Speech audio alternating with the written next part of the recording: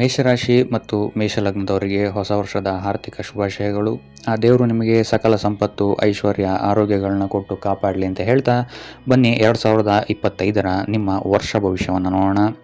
2025 ವರ್ಷದ ಮೂಲಾಂಕ ಬಂದು 9 ಬರುತ್ತೆ ಅಂತ ಹೇಳಿದ್ರೆ ಮಂಗಳನ ವರ್ಷವಾಗಿರುತ್ತೆ ಈ ವರ್ಷ.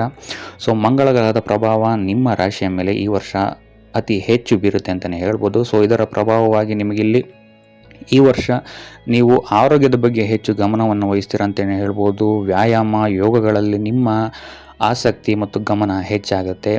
ವಯಸ್ಕರಲ್ಲೂ ಅಷ್ಟೇ ಯಂಗಾಗಿ ಕಾಣುವಂತಹ ಆಸೆ ಹೆಚ್ಚಾಗುತ್ತೆ ಅಂತಲೇ ಹೇಳ್ಬೋದು. ಈ ವರ್ಷ ನಿಮಗೆ ಮಂಗಳನ ಪ್ರಭಾವ ಶಾರೀರಿಕ ಶ್ರಮವನ್ನು ಅತಿ ಹೆಚ್ಚು ಮಾಡುವಂತೆ ಮಾಡ್ತಾನೆ ಅಂತಲೇ ಹೇಳ್ಬೋದು. ಸೊ ನೀವು ಸೋಮಾರಿಯಾಗಿದ್ದರೂ ಸಹಿತ ಮಂಗಳನ ಗೋಚಾರಗಳು ನಿಮಗೆ ಈ ವರ್ಷ ಅತಿ ಹೆಚ್ಚು ಶ್ರಮ ಪಡೋದಕ್ಕೆ ಪ್ರೇರೇಪಿಸುತ್ತೆ ಅಂತಲೇ ಹೇಳ್ಬೋದು. ಅದಲ್ಲದೆ ಈ ವರ್ಷ ನಿಮಗೆ ದೊಡ್ಡ ದೊಡ್ಡ ಕೆಲಸಗಳ ನೇತೃತ್ವ ವಹಿಸುವಂತಹ ಆಪರ್ಚುನಿಟೀಸ್ಗಳನ್ನು ಸಹಿತ ಮಂಗಳ ಗ್ರಹ ನಿಮಗೆ ಈ ವರ್ಷ ನೀಡುತ್ತೆ ಅಂತಲೇ ಹೇಳ್ಬೋದು. ಇನ್ನು ಆರೋಗ್ಯವು ಸಹಿತ ನಿಮಗಿಲ್ಲಿ ಅತ್ಯುತ್ತಮವಾಗಿರುತ್ತೆ ಈ ವರ್ಷನೇ ಅಂತಲೇ ಹೇಳ್ಬೋದು. ಆದರೆ ಜನವರಿಯಿಂದ ಹಿಡಿದು ಏಪ್ರಿಲ್ವರೆಗೂ ನೀವು ಸ್ವಲ್ಪ ಆರೋಗ್ಯದ ಸಣ್ಣ ಪುಟ್ಟ ತೊಂದರೆಗಳನ್ನು ಅನುಭವಿಸ್ತೀರ ಅಂತಲೇ ಹೇಳ್ಬೋದು. ಇನ್ನು ಜೂನಿಂದ ಹಿಡಿದು ಸೆಪ್ಟೆಂಬರ್ವರೆಗೂ ನಿಮಗಿಲ್ಲಿ ಅಗ್ನಿ ಭಯ ಮತ್ತು ಸಣ್ಣ ಪುಟ್ಟ ಗಾಯಗಳಾಗುವಂತಹ ಸಾಧ್ಯತೆ ಹೆಚ್ಚಾಗಿದೆ ಅಂತಲೇ ಹೇಳ್ಬೋದು. ಸೊ ಅದರಿಂದಾಗಿ ವಾಹನ ಚಲಾಯಿಸಬೇಕಾದ್ರೆ ಜೂನಿಂದ ಹಿಡಿದು ಸೆಪ್ಟೆಂಬರ್ವರೆಗೆ ಸ್ವಲ್ಪ ಎಚ್ಚರಿಕೆಯನ್ನು ವಹಿಸುವಂಥದ್ದು ಉತ್ತಮವಾಗಿರುತ್ತೆ. ಉಳಿದಂತೆ ಇನ್ನು ಪೂರ್ತಿ ವರ್ಷ ನಾವು ಗಮನಿಸುವಂಥದ್ದಾದರೆ ಆರೋಗ್ಯ ವಿಚಾರದಲ್ಲಿ ನಿಮಗೆ ಅಂಥ ಮೇಜರ್ ದೊಡ್ಡ ಪ್ರಾಬ್ಲಮ್ಗಳೇನು ಬರಲ್ಲ ಅಂತಲೇ ಹೇಳ್ಬೋದು. ಇದಲ್ಲದೆ ಮಂಗಳನ ಗೋಚರ ನಿಮಗೆ ಈ ವರ್ಷ ಆತ್ಮವಿಶ್ವಾಸದಲ್ಲಿ ಅತಿ ಹೆಚ್ಚು ವೃದ್ಧಿಯನ್ನು ಮಾಡುತ್ತೆ ಅಂತಲೇ ಹೇಳ್ಬೋದು. ಇದಲ್ಲದೆ ಈ ವರ್ಷ ನೀವು ಜ್ಞಾನ ವೃದ್ಧಿಯಲ್ಲೂ ಸಹಿತ ಅತಿ ಹೆಚ್ಚು ಗಮನವನ್ನು ವಹಿಸ್ತೀರ ಅಂತಲೇ ಹೇಳ್ಬೋದು. ನಿಮ್ಮನ್ನು ನೀವು ಅಪ್ಸ್ಕೇಲ್ ಮಾಡ್ಕೊಳ್ತೀರಾ ಅಂತಲೇ ಹೇಳ್ಬೋದು. ಈ ವರ್ಷ ಹೊಸ ಕಾರ್ಯಗಳಲ್ಲೂ ಸಹಿತ ನಿಮಗೆ ಈ ವರ್ಷ ಹೆಚ್ಚು ಆಪರ್ಚುನಿಟೀಸ್ಗಳು ಸಹಿತ ಸಿಗುವಂತಹ ಸಾಧ್ಯತೆ ಹೆಚ್ಚಾಗಿದೆ. ಇದರ ಜೊತೆಗೆ ನಿಮ್ಮ ಮಿತ್ರರ ಸಹಕಾರವು ಸಹಿತ ನಿಮಗೆ ಈ ವರ್ಷ ಅತ್ಯುತ್ತಮವಾಗಿ ಸಿಗುತ್ತೆ ಅಂತಲೇ ಹೇಳ್ಬೋದು.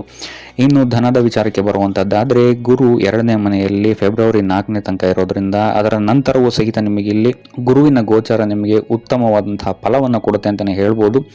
ಜನವರಿ 1 ತಿಂಗಳು ನಿಮಗೆ ಇಲ್ಲಿ ನಾರ್ಮಲ್ ಆಗಿರುವಂತೆ ಕಂಡರೂ ಸಹಿತ ಫೆಬ್ರವರಿಯಿಂದ ಹಿಡಿದು ನವೆಂಬರ್ವರೆಗೂ ನಿಮಗೆ ಇಲ್ಲಿ ಅತ್ಯುತ್ತಮವಾದಂತಹ ಫಲವನ್ನು ಗುರುಗ್ರಹ ನಿಮಗೆ ಈ ವರ್ಷ ನೀಡ್ತಾನೆ ಅಂತಲೇ ಹೇಳ್ಬೋದು. ಧನಕ್ಕೆ ಸಂಬಂಧಿಸಿದಂತೆ ನೀವು ಈ ವರ್ಷ ಉತ್ತಮವಾದಂತಹ ಆಪರ್ಚುನಿಟೀಸ್ಗಳು ನಿಮಗೆ ಬರುತ್ತೆ ಮತ್ತು ನೀವು ಸೇವಿಂಗ್ಸನ್ನು ಸಹಿತ ಈ ವರ್ಷ ಉತ್ತಮವಾಗಿ ಮಾಡ್ತೀರಾ ಅಂತಲೇ ಹೇಳ್ಬೋದು. ಇನ್ನು ಜನವರಿ, ಫೆಬ್ರವರಿ ಮತ್ತು ಡಿಸೆಂಬರ್ ತಿಂಗಳಲ್ಲಿ ನಾವು ನೋಡುವಂಥದ್ದಾದರೆ ಧರ್ಮಕ್ಷೇತ್ರಗಳಿಗೆ ಯಾತ್ರೆಗಳನ್ನು ಸಹಿತ ನೀವು ಈ ವರ್ಷ ಮಾಡ್ತೀರಾ ಅಂತಲೇ ಹೇಳ್ಬೋದು. ಸೊ ಇದರಿಂದಾಗಿ ನಿಮಗೆ ಇಲ್ಲಿ ಖರ್ಚು ಸ್ವಲ್ಪ ಹೆಚ್ಚಾಗುವಂತೆ ಈ 3 ತಿಂಗಳಲ್ಲಿ ನಿಮಗೆ ಇಲ್ಲಿ ರಾಹು ಗ್ರಹ ಮಾಡ್ಬೋದು ಅಂತಲೇ ಹೇಳ್ಬೋದು. ಉಳಿದಂತೆ ಫೆಬ್ರವರಿಯಿಂದ ಹಿಡಿದು ನವೆಂಬರ್ವರೆಗೂ ನಿಮಗೆ ಇಲ್ಲಿ ಧನಕ್ಕೆ ಸಂಬಂಧಿಸಿ ಅತಿ ದೊಡ್ಡ ಆಪರ್ಚುನಿಟೀಸ್ಗಳು ಸಿಗುತ್ತೆ ಅಂತಲೇ ಹೇಳ್ಬೋದು. ಆಕಸ್ಮಿಕ ಧನ ಲಾಭವಾಗುವಂತಹ ಸಾಧ್ಯತೆ ಈ ಟೈಮ್ ಫ್ರೇಮಲ್ಲಿ ಅತಿ ಹೆಚ್ಚಾಗಿದೆ ಅಂತಲೇ ಹೇಳ್ಬೋದು. ಇನ್ನು ನೀವು ಹಣ ಪಡೆಯಲಿಕ್ಕೆ ಮಾಡುವಂತಹ ಪ್ರತಿಯೊಂದು ಶ್ರಮ ಈ ವರ್ಷ ಫಲವನ್ನು ಕೊಡುತ್ತೆ ಅಂತಲೇ ಹೇಳ್ಬೋದು.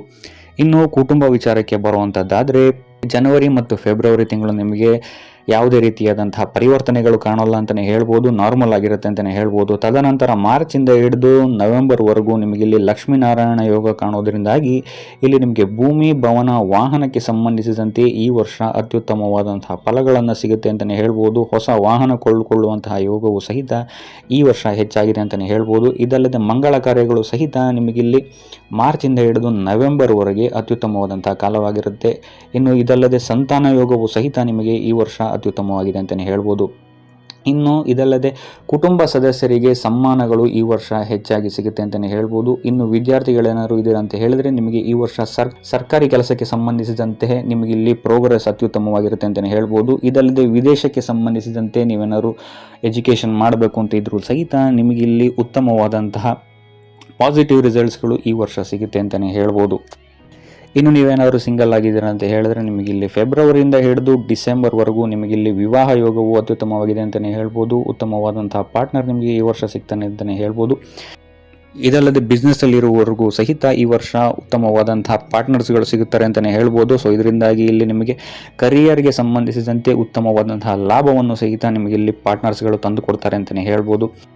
ಇದಲ್ಲದೆ ದಾಂಪತ್ಯಕ್ಕೆ ಸಂಬಂಧಿಸಿದಂತೆ ನಿಮ್ಮ ಸಂಗಾತಿಗೆ ಈ ವರ್ಷ ಕೆಲಸ ಕ್ಷೇತ್ರದಲ್ಲಿ ಇಲ್ಲಿ ದೊಡ್ಡ ದೊಡ್ಡ ಪದವಿಗಳು ಸಹಿತ ನಿಮಗೆ ನಿಮ್ಮ ಸಂಗಾತಿಗೆ ಈ ವರ್ಷ ಸಿಗಬಹುದು ಅಂತಲೇ ಹೇಳ್ಬೋದು. ಇದಲ್ಲದೆ ನಿಮ್ಮ ಸಂಗಾತಿಗೆ ವಾಹನ ಯೋಗವು ಸಹಿತ ಈ ವರ್ಷ ಇದೆ ಅಂತಲೇ ಹೇಳ್ಬೋದು. ಇದಲ್ಲದೆ ವಿದೇಶಕ್ಕೆ ಸಂಬಂಧಿಸಿದಂತೆ ಕೆಲಸಗಳು ಸಹಿತ ಆಗ್ಬೋದು ಅಥವಾ ವಿದೇಶಿ ಯಾತ್ರೆಗಳನ್ನು ಸಹಿತ ನಿಮ್ಮ ಸಂಗಾತಿಗೆ ಈ ವರ್ಷ ಆಪರ್ಚುನಿಟೀಸ್ಗಳು ಸಿಗುತ್ತೆ ಅಂತಲೇ ಹೇಳ್ಬೋದು.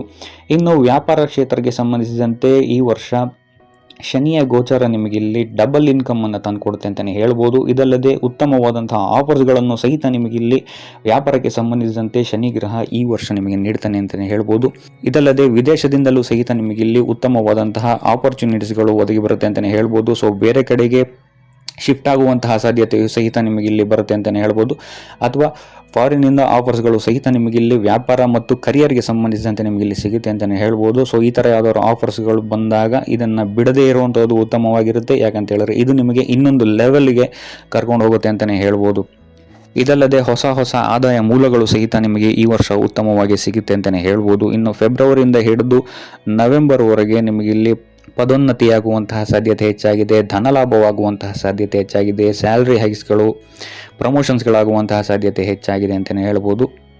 ಅದರಲ್ಲೂ ಫೆಬ್ರವರಿಯಿಂದ ಹಿಡಿದು ಜೂನ್ವರೆಗೂ ನಿಮಗಿಲ್ಲಿ ವ್ಯಾಪಾರದಲ್ಲಿದ್ದೀರಾ ಅಂತ ಹೇಳಿದ್ರೆ ಸೇಲ್ಸ್ಗಳು ಅತ್ಯುತ್ತಮವಾಗಿರುತ್ತೆ ಅಂತಲೇ ಹೇಳ್ಬೋದು. ಒಳ್ಳೆಯ ಪ್ರಾಜೆಕ್ಟ್ಸ್ಗಳು ನಿಮಗೆ ಸಿಗುತ್ತೆ ಅಂತಲೇ ಹೇಳ್ಬೋದು. ಇದಲ್ಲದೆ ನಿಮ್ಮ ಕರಿಯರಲ್ಲೂ ಅಷ್ಟೇ ಈ ವರ್ಷ ಒಂದು ಐತಿಹಾಸಿಕ ವರ್ಷವಾಗಿರುತ್ತೆ ಅಂತಲೇ ಹೇಳ್ಬೋದು. ಸೊ ನೀವು ಈ ವರ್ಷವನ್ನು ಮರೆಯೋದಕ್ಕೆ ಆಗಲ್ಲ ಅಂತಲೇ ಹೇಳ್ಬೋದು ನಿಮ್ಮ ಕರಿಯರ್ನ ಪಾಯಿಂಟ್ ಆಫ್ ವ್ಯೂ ಇಂದ. ಇನ್ನು ಈ ವರ್ಷದ ವರ್ಷ ಕುಂಡಲಿಯಲ್ಲಿ 9ನೇ ಮನೆಯಲ್ಲಿ ಸೂರ್ಯ ಇರೋದ್ರಿಂದಾಗಿ ಇಲ್ಲಿ ನಿಮಗೆ ವಿದೇಶಕ್ಕೆ ಸಂಬಂಧಿಸಿದಂತೆ ಈ ವರ್ಷ ಅತ್ಯುತ್ತಮವಾದಂತಹ ಸಪೋರ್ಟ್ ಸಿಗುತ್ತೆ ಅಂತಲೇ ಹೇಳ್ಬೋದು. ಬಿಸ್ನೆಸ್ಸಲ್ಲಾಗಿರ್ಬೋದು ಅಥವಾ ಕರಿಯರಲ್ಲಾಗಿರ್ಬೋದು. ಇನ್ನು ಸರ್ಕಾರಿ ಕೆಲಸಕ್ಕೆ ಸಂಬಂಧಿಸಿದಂತೆ ಈ ವರ್ಷವೂ ಸಹಿತ ನಿಮಗಿಲ್ಲಿ ಏನಾದರೂ ಸರ್ಕಾರದಿಂದ ಏನಾದರೂ ಕೆಲಸಗಳಾಗುವಂಥದ್ದಿದ್ದರೆ ಅಥವಾ ಸರ್ಕಾರಿ ಕೆಲಸಗಳೇನಾದರೂ ನಿಂತಿದ್ರೆ ಈ ವರ್ಷ ಅದು ಕಂಪ್ಲೀಟ್ ಆಗುತ್ತೆ ಅಂತಲೇ ಹೇಳ್ಬೋದು.